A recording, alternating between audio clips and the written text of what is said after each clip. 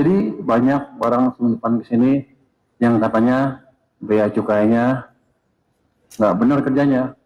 Saya panggil orang bea cukai saya, lo nggak benar. Kalau begitu Pak, di belakangnya ada backing, nanti di depan kami nggak bisa apa-apa.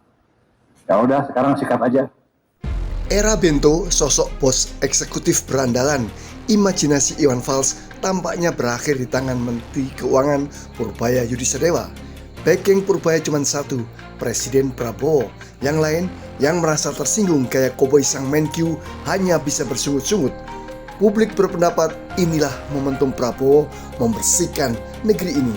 Bukan sekedar seremoni, tapi benar-benar perang terhadap gerombolan Bento yang bebas beraksi karena dilindungi.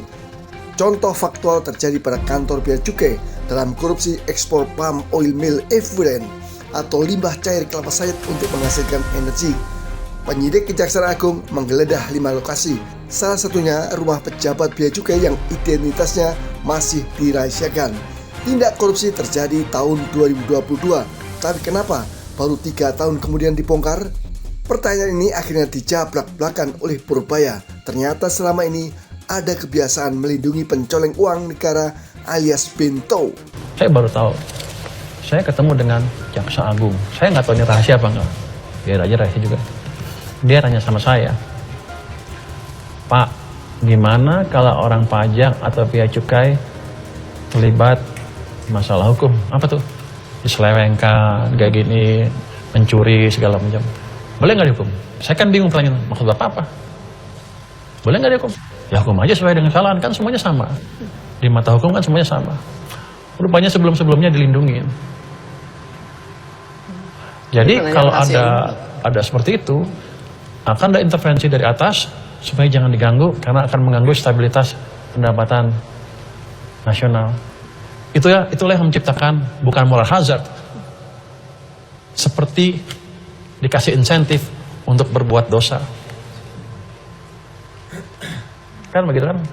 Makanya itu balik lagi kan kita juga bingung di luar ada apa. Ternyata ada treatment seperti itu. Ke depan nggak seperti itu. Petugas pajak banyak yang baik nggak usah takut. Yang miring-miring boleh takut sekarang. Yang miring-miring boleh takut ini. Karena nggak akan saya lindungin. Tapi kalau dia nggak salah diganggu orang, saya lindungin habis-habisan, nggak ada urusan. Tapi kalau dia mencuri, terima uang dan ini terus minta perlindungan, nggak ada itu. Itulah salah satu kelemahan yang saya baru ketahuin 1 bulan yang lalu, 3 minggu yang lalu. Ternyata ada seperti itu ya. Selama ini kemana aja Pak Pur? Saya baru jadi menteri. Saya bingung kenapa ada sistem seperti itu. Ya, oleh sebab itu ya korupsi di negara ini susah untuk diberantas. Karena dilindungin. Ada ya. Ya kalau diproses ditutup, diberhentikan. Berakar dan sistematis. Ya karena itu kan edukasinya adalah Anda dipajak dan bea cukai nggak apa-apa, ambil aja, nanti dilindungin. Yang penting Anda sampai target. Menurut Anda betul apa salah seperti itu? Saya tanya Anda sekarang. Salah loh, korupsi salah, ya? dalam bentuk apapun salah. Ya, itu saya juga bingung. Dalam bentuk apapun kan itu salah. Saya bingung apa itu betul atau salah dan saya ngomong gini, salah nggak? Tapi menurut saya nggak apa-apa. Jadi jaminannya adalah selama Anda melakukan tax collection dengan baik, tertib dan nggak terima uang, nggak hajar sesuai dengan aturan, sabur amat. Saya lindungi sampai kapanpun. Jadi Pak Pur nggak takut sama siapa-siapa ya? Enggak, kenapa mesti takut?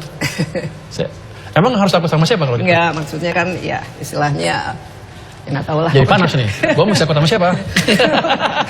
Enak aja. Takut sama Tuhan harus. Enggak kan kita gini. Perlambatan ekonomi yang kemarin itu ancaman yang real karena kelemahan di banyak sektor di perekonomian kita. Ini kita punya kang untuk memperbaiki. Kita mau memperbaiki separuh-separuh atau penuh. Atau mau kita diamin aja. Kalau saya ekonom kan social optimizer. Memakmurkan semuanya kalau bisa. Kalau nggak bisa ya udah paling nggak gajinya cukup lah.